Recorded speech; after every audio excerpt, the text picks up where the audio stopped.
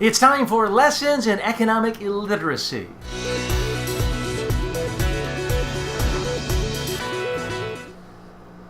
You'll never believe what this guy down in, and I'm not going to make fun of his name, this Congressman Yoho, Republican of North Florida. Here's what he said about the whole debt ceiling issue. I think we need to have that moment where we realize we're going broke. He said if the debt ceiling isn't raised, that there will sure as heck be this moment. Quote, I think personally it would bring stability to the world markets, since they would be assuring that the United States had moved decisively to curb its debt. Now, folks, this is so economically illiterate, it's hard to know where to begin. Now, conservatives love talking about the family budget analogies. The federal government can't go into debt because a family wouldn't do that, even though families go into debt all the time for mortgages, college educations. But still, let's use their analogy.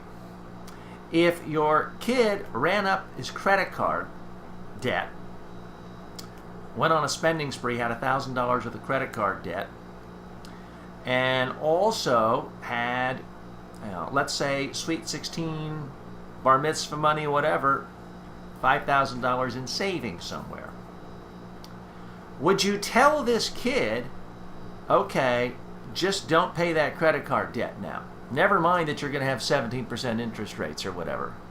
Is that what you would say? Well, I think no. You would say that would be foolish because you would just be racking up interest charges. You would be destroying your credit.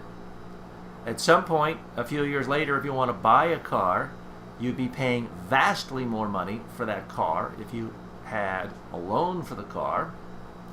This is something that would hurt you economically in every conceivable manner. Now, you may want to take the credit card and cut it up, but the first thing you would do is you would, in fact, pay off that credit card debt. In fact, if the kid didn't even have the money, in most cases, the parents would bail out the kid just because they don't want to see the kid racking up massive interest rate debt, and they would force the kid, through allowance, jobs, other things, to pay them back. That's how most families would handle this situation. The fact that